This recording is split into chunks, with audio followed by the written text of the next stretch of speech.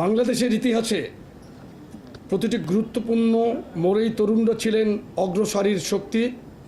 ভাষা আন্দোলন, স্বাধীনতা সংগ্রাম, স্বৈরাচার বিরোধী গণ আন্দোলন কিংবা ভোটের অধিকার প্রতিষ্ঠা, প্রতিটি লড়াইয়ের কেন্দ্রে ছিলেন তারুণ্যের সাহস, আত্মত্যাগ ও নেতৃত্ব।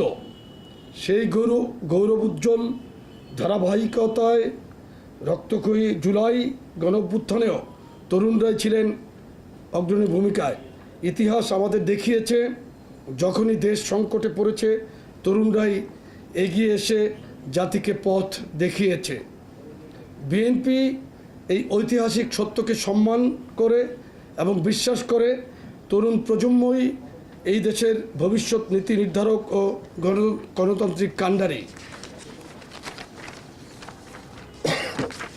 সুতরাং বিএনপি তরুণদের কেবল ভোটার বা জনশক্তি হিসাবেই নয়, বরং রাষ্ট্র গঠনের সহ স্থপতি ও রাজনৈতিক পরিবর্তনের নেতৃত্ব দাতা হিসেবে বিবেচনা করে।